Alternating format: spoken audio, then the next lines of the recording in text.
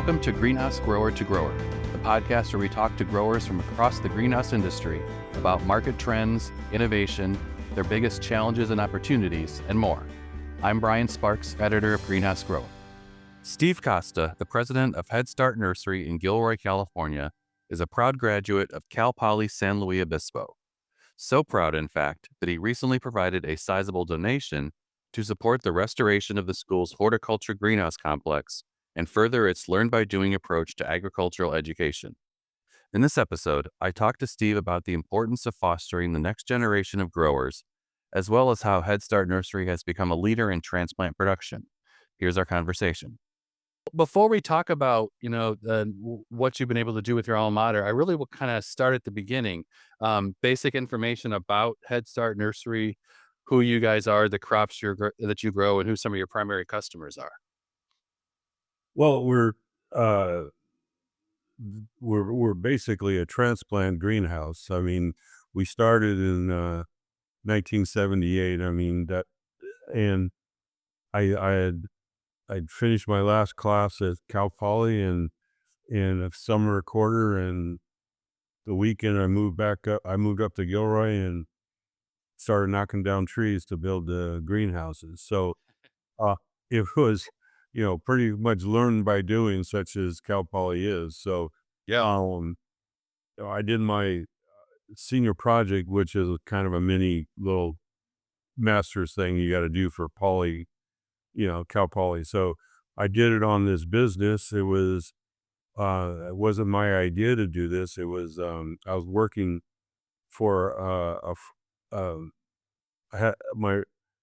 my friend's dad was in farming in Gilroy, and he needed transplants. So, um, he wanted me to come to work for him, and I wouldn't do that. And then he came back with, "What if we build a nursery and your partner's in it?" And that's kind of how I got started. Was Sure. I grew up in South San Jose. I by IBM. All my neighbors put suits on and went to, were Silicon Valley guys. So, so then I go, "Man, you guys, this is a lot of work, this ag thing." I worked for him the summers to put myself through school. So, Okay. that's how he knew me. He knew me through high school. Him and my other partner, his son, my partner, is, we played sports together and all that stuff. So Sure. it was kind of a family deal, but I really didn't want to go into it. But the opportunity of starting a business with the support of, some big, large, greenhouse, farmers. I mean, it's Christopher Ranch. They're the biggest garlic people in North America. Yeah. So, possibilities were big. So that's how I got started. And on that, he funded, the original, investment.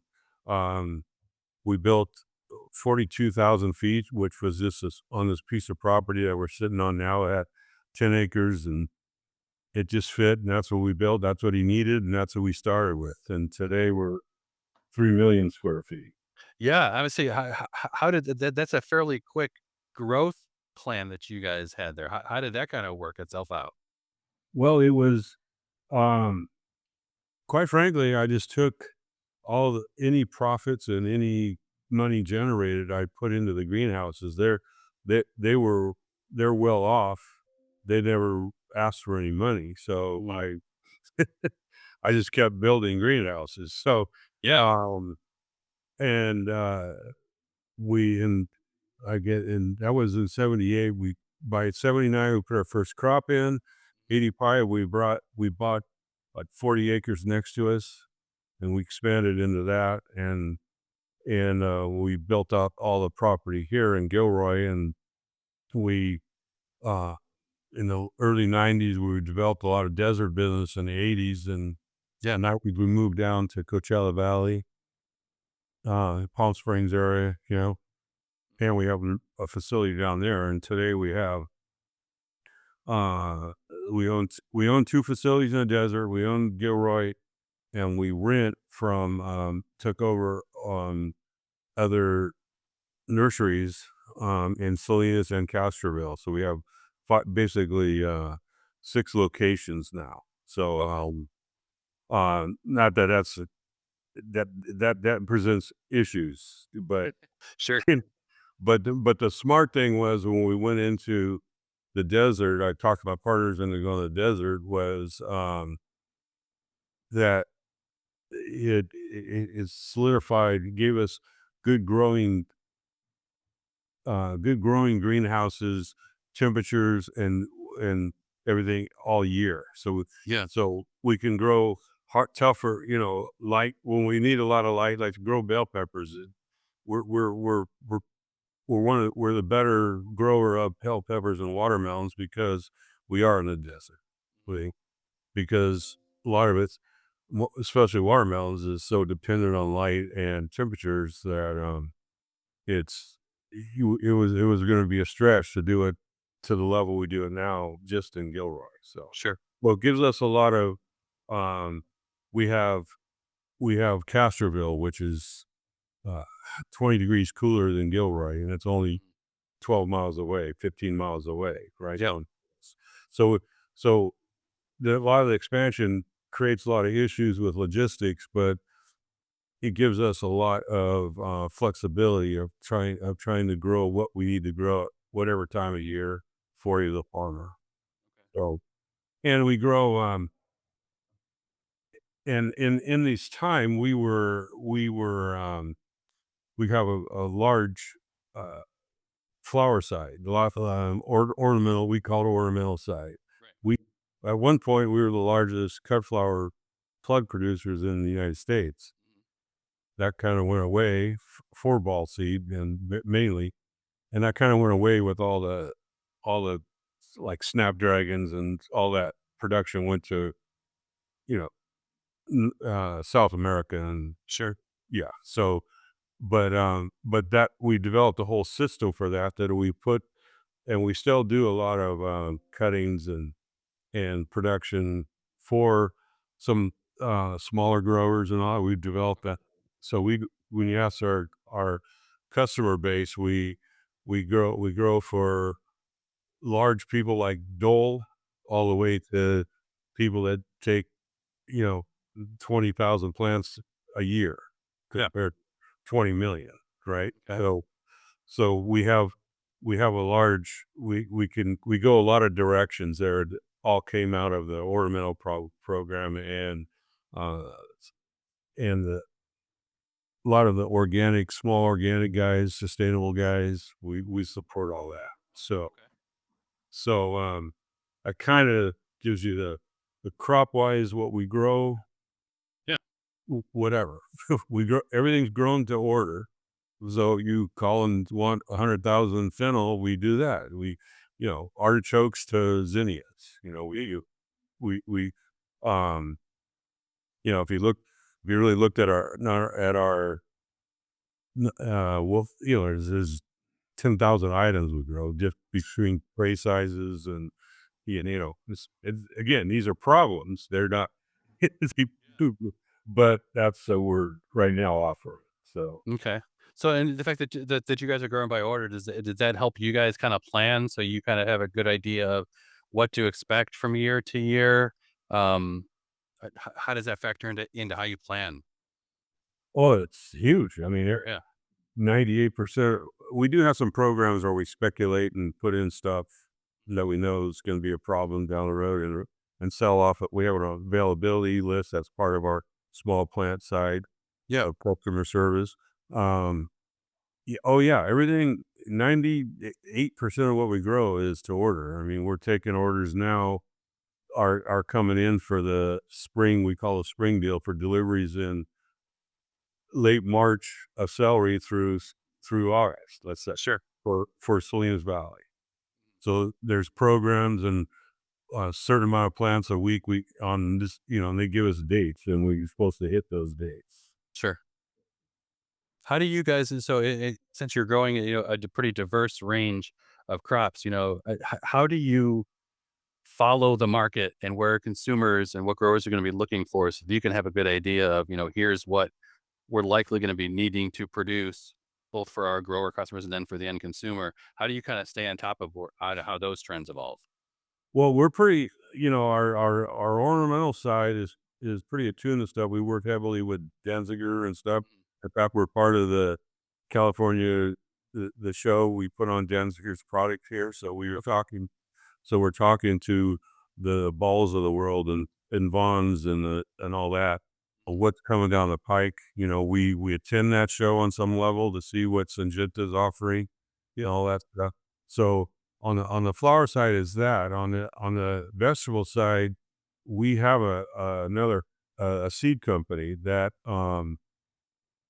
is that we sell seed to ourselves, but we sell it to farmers, to our same customers that we sell plants to. Yeah. So we're a brokerage house for Syngenta and Cicada and everybody. So we go to their trials, throughout the year, depending on the crops. Right. And so we know what we want to push as far as peppers or our like our strengths are really peppers and watermelons. We're huge celery growers. So we kind of stay on top of what's coming down the line for genetics. Right. And we do it on both sides, actually. Yeah. Yeah. So we have a pretty extensive. We're on it because we're in the business of selling seed too, and have to work with cicada. Let's say. Yeah. So How did the pandemic affect any of that in terms of how you guys plan and work? I know it's kind of different for every growers of the industry, but well, I mean, again, we don't put it in the until if they cancel an order before it's seeded, they cancel an order. If it's seeded, they're responsible for it. So when people got nervous, it would reduce our sales, but we didn't really have to try and push product that's in the greenhouse because again, once they place an order and we seed it, they bought it. So yeah. so it didn't really hurt us. What hurt us was labor and costs went out of control. I mean, Sure. we're still dealing with trying to catch up with uh, the inflationary problems that came from all that and or our government's decisions, good or Yeah. bad, whatever. Right. But we're trying to we work with farmers. Just to sit there, we're not an offer and tell them they need to have a 10% raise doesn't happen. So we think, just like all of us, I'm sure you could talk to anybody who's trying to sell, trays of, bedding plants to Home Depot, right? It's the price that they want, and that's it. But yeah, so we've had a hard time, a challenge of catching up with all the inflationary issues, and that's our problem. Okay. Okay. One thing I do want to talk about, we focus a lot on how to continue building the next generation of folks in this industry, and that could be from from the growing side, from the commercial side, from the research side, wherever. And I know a lot of that has to do with companies who have been and folks who have been through that experience before, giving back when there are opportunities for that. So I do want to talk about, you recently made a nice donation back to Cal Poly to help them work on restoring their greenhouse complex. Can you kind of talk about, why you made that decision and then how you see that benefiting some of the work that they're doing to again kind of prepare that next generation of the industry? Well, yeah, I mean, I was a bio major at Cal Poly. I was a bio major, and I probably thought I'd always look at something in the medical field, probably, Yeah. and I always gravitated towards the plant sciences. I had finished all my plant sciences first, and I was kind of going, how I get to do the animal thing, and wasn't so excited about it, but I really didn't know what I wanted to do with it. I was always a plant guy, and when Don Christopher, my partner, Yeah. when he came up with this, said, "Hey, let's do this thing," I it was kind of easy because I just transferred. I transferred into At that point, they called it ornamental horticulture, OH, and did that and spent the focus of 2 years figuring out how we're going to do this transplant thing, and that's how I got involved. Yeah, and it was one of those situations where the actual trade part, like a trade school part of OH up at their unit served me very well because I had I didn't, all my fellow students in OH, their families all own, rose houses. I mean, I got nothing. Like I said, I was going to IBM, right? So, so for me, it really helped me to understand trays, and I grew peppers there. I grew a couple in a year, a bunch, t- experimenting with fertilizers because doing transplants in 1978, there was no book. There was no, no matter how much research, there was nothing, how many parts per million of, there were a couple people playing with it. There were bedding plant people that grew for a local farmer, but I mean, Speedling out in Florida was the only one really doing it, right? So there was no, if you want to learn how to grow roses, there was 1,000 books in the library I could go look at. Well, we did it. There's nothing. So I used the facility to learn as much as I could before I built a greenhouse. Okay. And so I always felt that for me it was good. I had one of the young teachers there ended up was one of my profs, and she Virginia Walters, and she some we hit it off pretty good, and over time she ended up being the department head. So I would call her up and go, "Hey, anything I can donate, we had extra of this, or you want some," especially in the ornamental side, we had all kinds of snapdragons we could send down. It didn't, we had trucks going right past Cal Poly down to Santa Barbara. So they dropped off her. So the donations were hopefully helpful, but minor. But so I always did that. Well, she retired recently, and I heard that they were gonna build some more greenhouses, a new for like controlled atmosphere type stuff. Yeah. So I said, I want to go see what you're gonna do. And I went down there and I quickly saw that, the schools are, and I saw this in their, I went through their viticulture area and stuff, and I saw that they get money to build stuff, but they don't get money to maintain it. I mean, Yeah. I mean, and I said something, and the guy goes, "That's pretty astute that you noticed that. That's our problem." Okay. So, so then I said, I want to go up and look at the unit, and I walked into the unit, and I hadn't been up there in 20 years probably, and I walked into the unit, and it looked the same as when I was there. Oh, wow. I mean, the same. Yeah. you know, and I go, and Lisa was with me, and when the guy was with, guy trying to get us involved, uh, wasn't around. I just go, man, this is not good. This is just going to keep on the way down. Yeah. So, so then I decided that we needed to do something. So they had a program where we could put our seed company, our Headstart Nursery, and our seed company, Radical Seed. They said, hey, well, if you put up 50,000, you can have your name on this. Yeah. And I mentioned, and as this, we're having our challenges with making money, and but then so I'm going to do it over time, over a few years. Right. But between it, we're going to do it, and if they need more for a year to get to buy that last heater, we'll do it. But Sure. the pledge is there, and because the need is definitely there, they have their challenges.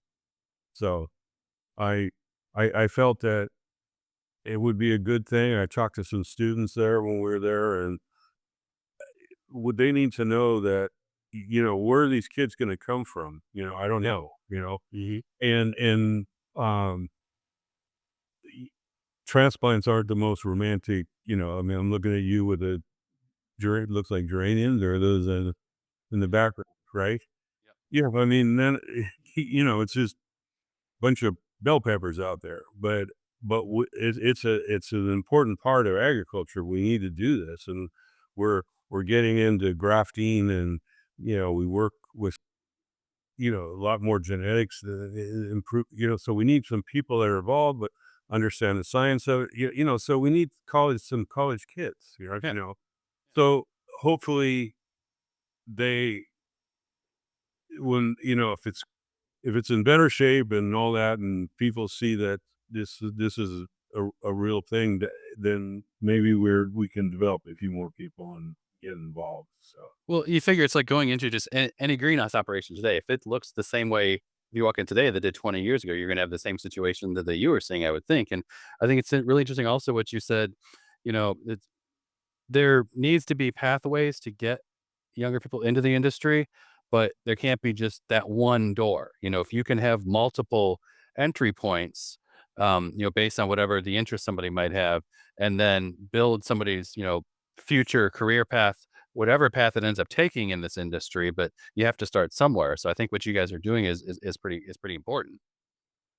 yeah, I hope so. I mean, I think it is. You know, it we it we're not going to get them involved. I mean, what we do now is you have to have a pretty good, you have to have some understanding of chemistry, and, I mean, growing, and how a plant works. You just, thinking you're just going to do it by, uh, coming in and, working for the family, kind of thing.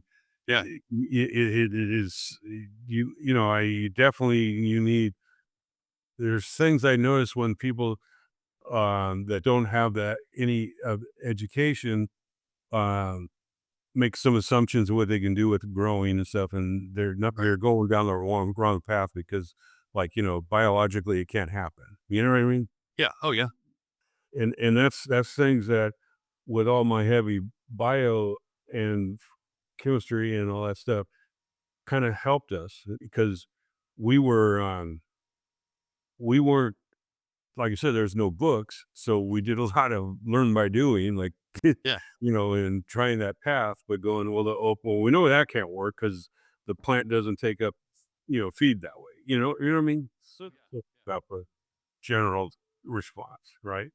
So, um, when a couple of kids we talked to at school when we were there, I could just see that they really want to do stuff, but they would, we need that to continue. So Sure. yeah, so Mm. I I kind of did it without talking to my partner, and I got a phone call because they went out on social media. He goes, well, and I go, well, first of all, it's overtime, and the seed company's involved too. But anyway, then we talked it out, and he's totally on board. It was fine. But Good. Good. Well, it's that's good to hear at least. Yeah. it's funny that it got moving quicker than I thought, but whatever. So yeah, I'm really at a good spot with it. My wife went to poly, and I came home and told her, I think I'm going to do this, and she was all over it. So that's good. One of my fellow editors who lives in Modesto went there as well. So Well, good. yeah, yeah. Yeah. My, my brother Randy went there. When I left, he came in, and he's a partner in the company now. So Nice. Okay. yeah. Well, speaking of the company, I do want to come back to, Headstart Nursery itself and, ask about is there anything new as you guys look to 2025, anything new that you guys are trying there, whether it's, looking at additional crops to adding new technologies, or just new ways of doing things there. Well, yes, we're always looking at everything, I mean, because, uh, you're sitting on the sidelines, you know how that goes. So, but I would say there's, we were the first people to decide to get into the seed business when I realized we are in the seed business. with Headstart because we're propagators of seed, basically. E- by the billion plants, right? So uh, that was an important decision, and it's something that is good for us because we understand, like you were saying, how do supply chain and with seeds and genetics and what's new and all that stuff. Yeah. So, and we have a tendency to take on and crops that are difficult. Mhm. You know, anybody like for instance, tomatoes is the largest transplanted crop in the world Sure. by far. We grow hardly any. Okay. So we grow, our specialties are celery and which can't be grown in the heat. And our special and our peppers, as I mentioned, we started as a pepper company. That's what we did it for my partner. Yeah. And watermelons before the genetics were very good, was a huge to watermelons being triploid watermelon seedless, Yeah. right? So uh, that was a whole learning curve that we kind of developed. Mhm. So we're always looking for stuff that is, a little more challenging so that so what we do isn't just a thing on price. Right. Okay. Yep. So dealing with smaller customers, there's people that won't even touch some of our customers, whereas we feel we figured out how to work with them, be a good neighbor to them, and help support organic and smaller guys, right? Yeah. Yeah. And they pay more, but but we have all the structure to put that in, whereas so our competitors wouldn't even deal with that. So we're looking for other opportunities always. Like Okay. again, we're pretty big partners with Danziger, so we kind of understand their genetics and what they're doing. We've gone into grafted watermelons is really starting to grow for us. So grafting, we can do grafting, but people wise, it doesn't make sense right now with the labor costs in California. Right. But we have other people do it back east for us, and so the grafting of watermelons is kind of a new technology that we know how to do. We are doing it through our people right now, but we're positioned. So Yeah. we're kind of always looking at other opportunities, but always being true to the fact that we are a transplant greenhouse, meaning we grow vegetables of all sorts, but Yep. that's our main business. Okay. And that kind of comes from my partner who has passed, like, passed away, but he built this garlic business because garlic was what he did. He grew other crops like bell peppers and cherries, but and so we kind of stick to that motto that we're transplant nursery. The seed company supports that. Grafting is a part of transplants. Uh, the whole small plant division ornamental side we have Right. is growing transplants. Yeah. Yeah. So Well, it makes sense. I mean, as you said, it's all about sometimes finding that niche that some other folks are not going to be getting into. But if you see an opportunity and if it makes sense for you, definitely pursue it. It sounds like. yes, yeah, Okay.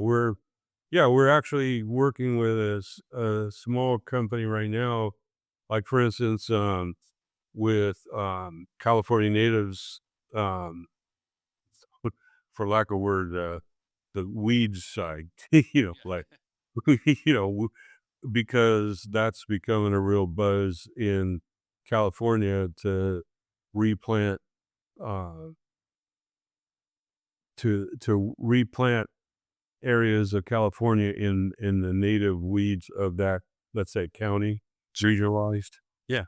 So that's it's very small right now, but it's starting to be a thing only because California, how California is. So Yeah. Well, I mean, I think it's not just there; it's probably everywhere. I mean, the whole native plant push, regardless of where you are, is more important than ever. I think today. yeah. So So um, nothing. Again, we grow 300 million celery plants. What kind of the same thing all year, But we do them in different locations and send them in the deserts in the winter and Salinas in the spring. So, Sure. So I think that the last question I have is, as you look ahead, what are you most excited about when it comes to the future of this particular segment of the industry that you're in? What do you see coming down the line that really excites you about the future of the industry? well, I think what excites me is we're on egg is, and I'm agriculture as a whole, not just transplants, is, um, there's a lot of new things coming down the pike, and that could be controlled growing and all that. But, Sure. um, a lot of equipment is being developed through, Silicon Valley money, kind of thing. So I see a lot of good things happening in ag, but specifically for us is, and supply from the United States is there's starting to be a little pushback. How do I say it?